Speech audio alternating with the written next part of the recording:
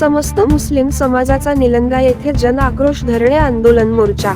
निलंगा येथे समस्त मुस्लिम समाजातर्फे प्रेषित मोहम्मद पैगंबर यांच्या विरुद्ध आक्षेपार्ह विधान करून मुस्लिम समाजाच्या भावना दुखावल्यामुळे निलंगा येथे समस्त मुस्लिम समाजातर्फे जन आक्रोश धरणे मोर्चा आंदोलन उपजिल्हाधिकारी कार्यालयासमोर करण्यात आले। समाजात तेढ निर्माण करणाऱ्या विरुद्ध कठोर कार्यवाही करण्यात यावी व तसेच मुस्लिम समाजावर धार्मिक हल्ले वाढले आहेत अशा प्रकारचे हल्ले होऊ नये याबद्दल सरकारने एक कठोर कायदा करावा। लातूर शहरात आतापर्यंत कसल्याही प्रकारचे जातीय तेढ किंवा जातीय दंगली झालेल्या नाहीत, परंतु गेल्या काही वर्षापासून लातूर येथे राजकीय संघटना व राजकीय पक्ष मुस्लिम विरोधी वातावरण तयार करत आहेत, यामुळे मुस्लिम विरोधी हल्ले वाढत आहेत। मुस्लिमांचे संरक्षण व्हावे यासाठी मुस्लिम संरक्षण कायदा लागू करावा। यावेळी काही मौलवीने आपल्या भाषणात बोलले की इस्लाम हा शांतिप्रिय धर्म असून कसल्याही प्रकारच्या अशांततेत विश्वास ठेवत नाही, परंतु ज्या वेळेस आमच्या प्रेषित मोहम्मद पैगंबर यांच्या विरोधात जर कोणी आक्षेपार्ह वक्तव्य करत असेल तर हा मुस्लिम समाज हे कदापि सहन करणार नाही। रामगिरी महाराज व नितेश राणे यांच्यावर कारवाई करण्यात आलेले नाही, त्यांच्यावर कठोर कारवाई करण्यात यावी अशा विविध मागण्याचे निवेदन माननीय राज्यपाल महाराष्ट्र राज्य यांना उपजिल्हाधिकारी यांच्यामार्फत देण्यात आले। सदरील निवेदनावर कारी गुलाम गौस, हबीब कारी, मुफ्ती रिजवान, हाफिज महबूब रशिदी, हाफिज इद्रिस, मुफ्ती सिद्दीक झारेकर, हाफिज जावेद बरकाती, हाफिज मुजीब कुरेशी, मौलाना इलियास, सय्यद करीमुल्ला कादरी यासह शेकडो मुस्लिम समाज बांधव उपस्थित होते। सदरील आंदोलनाचे सूत्रसंचालन मुजीब सौदागर यांनी तर आभार कारी गुलाम गौस यांनी मानले। सदरील आंदोलन यशस्वी करण्यासाठी अजगर अन्सारी, बाबा बिब्राले, मुजीब सौदागर, अलीम पटेल, सबदर कादरी, शारुख सय्यद, शेख बाबा उस्मानी आदींनी परिश्रम घेतले। आदिवासी, दलित, लिंगायत, बगर जाति धर्म के लोग एक छत के नीचे मोहब्बत से रहते हैं। आज सिर्फ मुसलमान खतरे में नहीं, इस देश का संविधान खतरे में, इसलिए आज हम रो रहे हैं।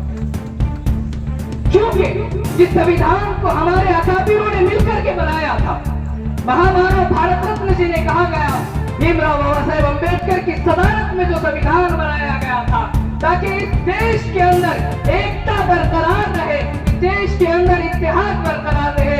यही वजह थी कि इस मुल्क की आजादी के बाद जब महात्मा गांधी जी ने सबसे पहले स्पीच दी थी पार्लियामेंट में, उन्होंने ये कहा था कि अगर इस मुल्क के अंदर अगर अमन अमान को बरकरार रखना है, रहने वाले हर जाति धर्म के लोगों के साथ अगर इंसाफ करना है, अगर हुकूमत अगर कैसी करनी है तो हजरत अबू बकर सिद्दीक और हजरत उमर फारूक जैसी हुकूमत इस मुल्क में। लेकिन क्या हुआ? मैं रब्बुल आलमीन हूँ और मेरा नबी रहमतुल लिल आलमीन है। अगर तू ये अब भौंका है, अगर तू मेरे नबी के सामने भी भौंक देता तो मेरा नबी इतना रहमत वाला है कि तुझे माफ कर दे देता। मेरा नबी इतना रहमत वाला है कि अगर तू ये अल्फाज मेरे नबी के हूबहू सामने बोल देता तो मेरा नबी तुझे माफ कर देता। इतने बड़े नबी के शान के अंदर तो ऐसे गलत और ऐसे मुगल्लज़ात बक रहा है। तुझको चाहिए कि तू मेरे नबी की जिंदगी को पढ़ ले। तूने जिस मोहम्मद को जिहादी कहा है, सुन जिहाद के बारे में उस मोहम्मद का फरमान क्या है कि ऐ मुसलमानों की जमात, अगर तुम्हारा गुजर ऐसे लोगों पर से हो जाए जो तुम्हारे सामने लड़ने के लिए तैयार हो, अगर वो तुम्हारे सामने हथियार लेकर के सामने आ जाए तो ऐ मुसलमानों की जमात खबरदार हो जाओ, कान खोल करके सुन लो। तुम बूढ़ों पर हाथ ना उठाना, तुम औरतों पे हाथ ना उठाना, तुम बच्चों पे हाथ ना उठाना, ये उसके जंग के अहकामात हैं। अब तूने उसको जिहादी कह दिया। जिहाद का लफ्ज भी तुझे पता है? जिहाद के माना है कोशिश करना, मुजाहिदा करना। अरे जिहाद तो जालिमों के साथ होता है, तुमने उसको समझा नहीं। तुम ये बोल रहे हैं कि जिहाद काफिर लफ्ज इस्तेमाल किया गया है, हर काफिर के साथ जिहाद किया जाए, ये बोल करके तुमने मिसअंडरस्टैंडिंग पैदा की गई है। तो ऐ मेरे नबी के अल्फाज को गलत इस्तेमाल करने वालों, मैं तुमको ये बता देता हूँ कि जिहाद जालिमों के साथ है, जिहाद गैर मुस्लिमों के साथ नहीं है। मेरे आका की मोहब्बत हमारा ईमान है। अगर कोई हमारे ईमान पर उंगली उठाए या हमारे रसूल करीम सल्लल्लाहु अलैहि वसल्लम की शान में गुस्ताखी करता हुआ नजर आए, ये हमारे ईमान को गवारा नहीं। मोहतरम सामईन, मेरे आका का उसमें हसना देखे, मेरे आका पर किसी ने जुल्म किया तो मेरे आका ने रहमतन अंदाज में दुआओं से नवाजा है। मेरे आका के राहों में किसी ने कांटा बिछाया तो मेरे आका ने उसके हक में दुआ फरमाई। पूरे दुनिया में मेरे आका के